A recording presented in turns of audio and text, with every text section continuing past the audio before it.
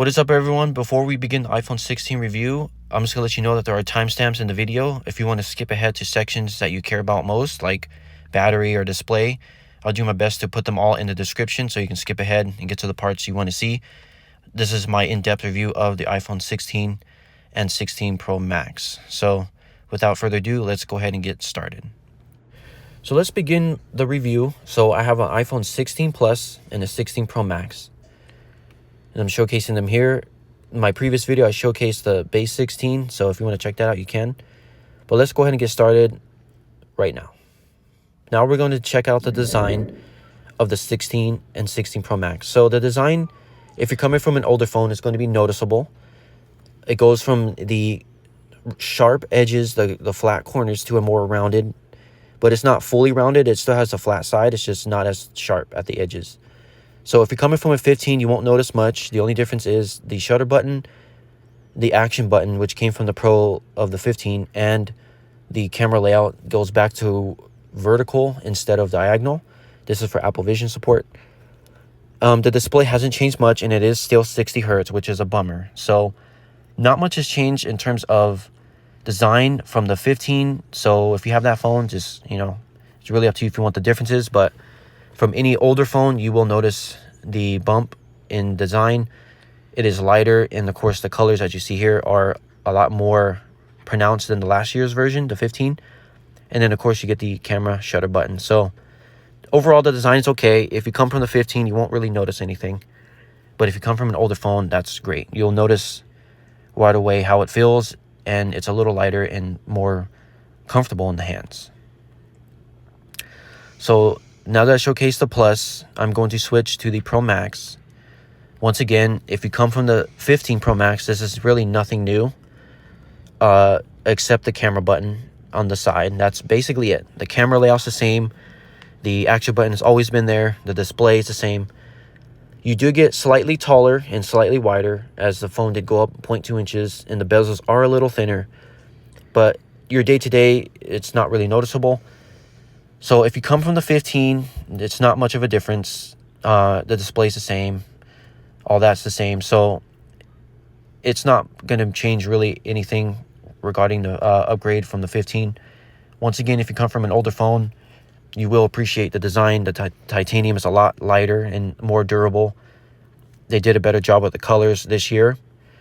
And of course, the camera button's definitely useful if you like to take pictures. So all in all, if you come from an older phone, once again, you will appreciate the design change. Otherwise, if you're on the 15, you won't really notice much at all. It's pretty much the same. So that's basically the full design of the 16 lineup. As I showcase the cameras, they do get a little bigger than the last year, but they're always big to begin with. So that's basically the design of the 16 lineup.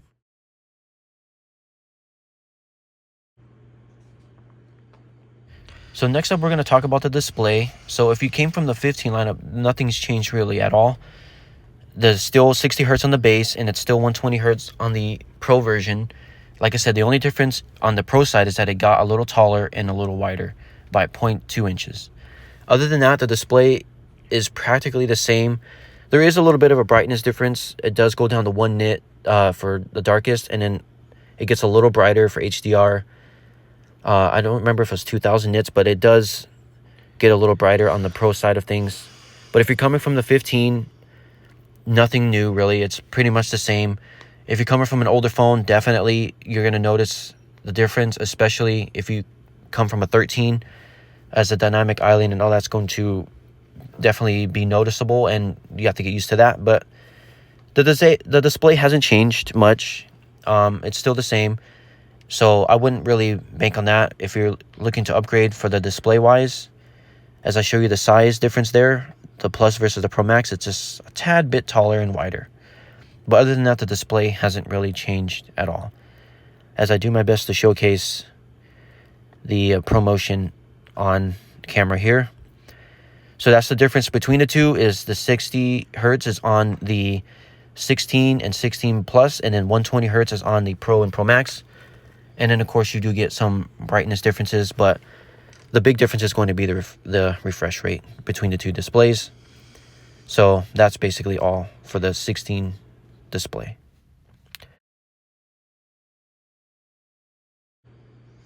Next up, we're going to talk about the charging. So the charging has been improved, rumored wise. It's supposed to have gone to 45 watts from the 27 wired, and then 20 to 25 watts wireless. Although we have seen testing, it hasn't appeared to have been activated yet because the difference hasn't been noticeable. So there is still MagSafe. We do know that there is supposed to be a bump in the wireless and wired charging, as mentioned earlier. So maybe that will be updated when more versions of iOS come out. But for right now, they're practically the same. Once again, if you come from an older phone, you will be introduced to USB-C, which is a good thing. Otherwise, it's basically the same. So that's a plus, and honestly, the charging. Faster is better.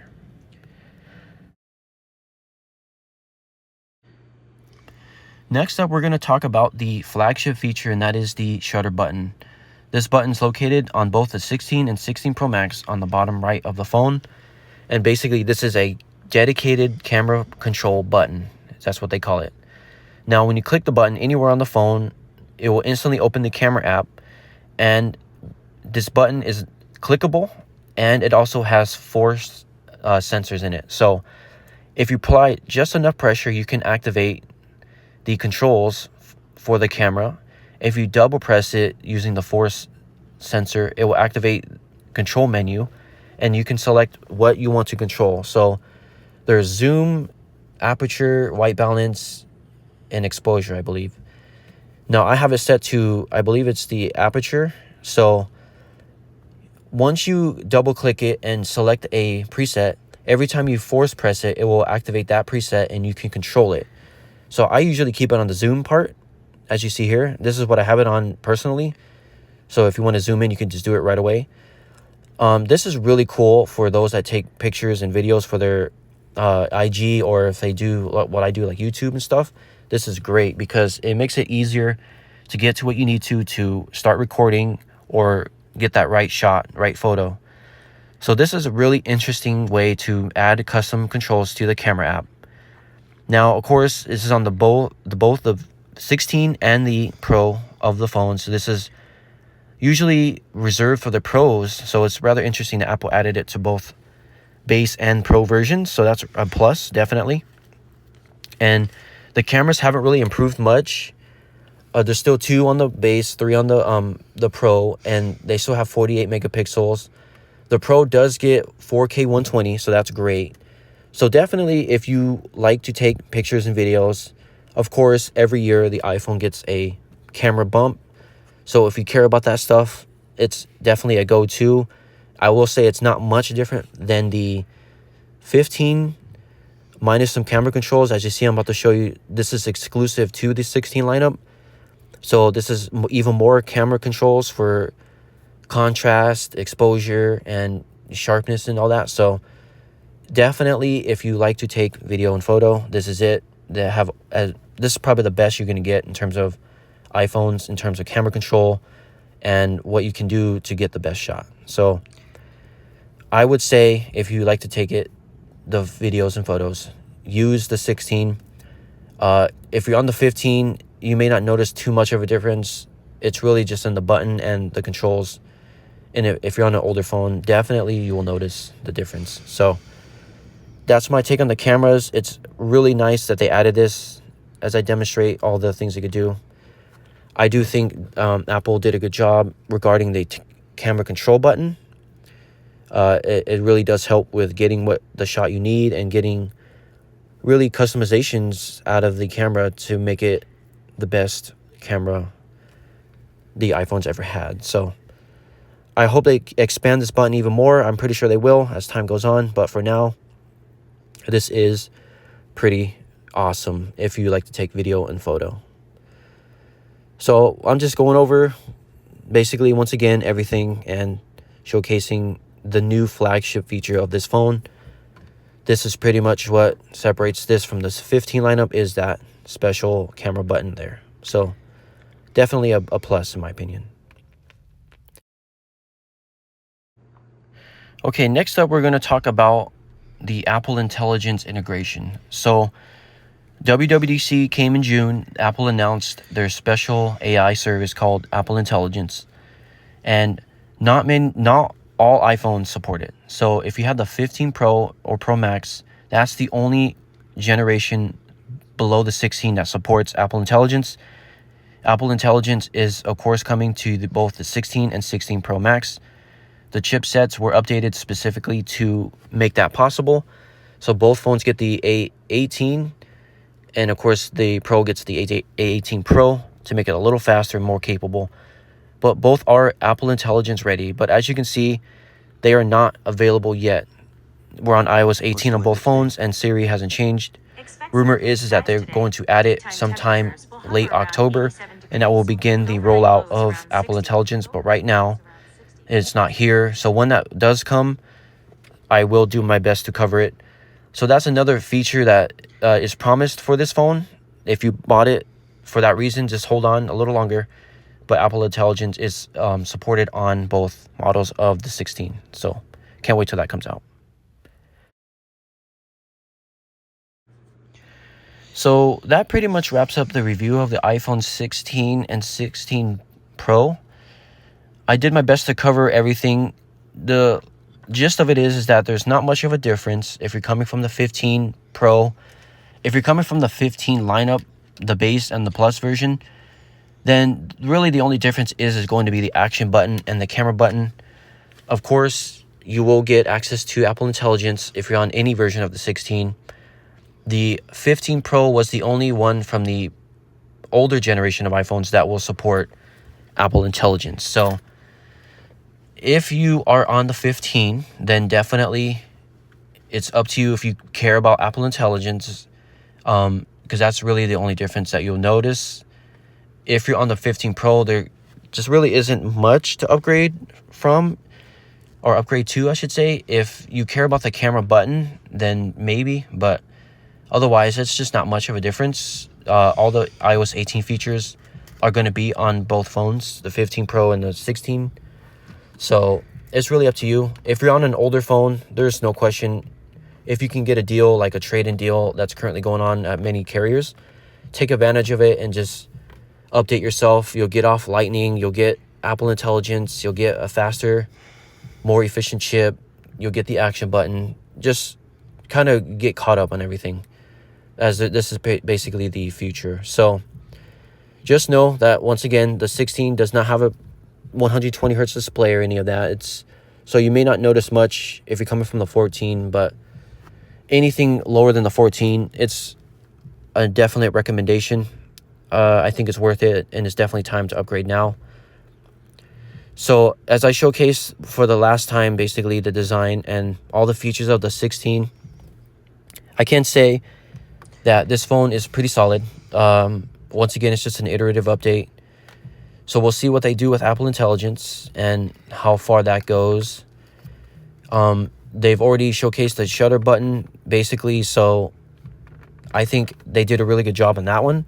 I don't know if they'll add any more features to it, but for now, I think it works great. If there's any updates, of course, make sure you download them, because, this is a new phone, new software. There's going to be bugs. I've encountered a few myself.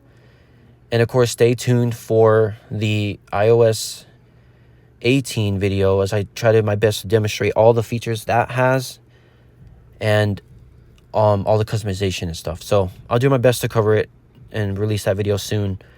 So this is my review of the iPhone 16 and 16 Pro.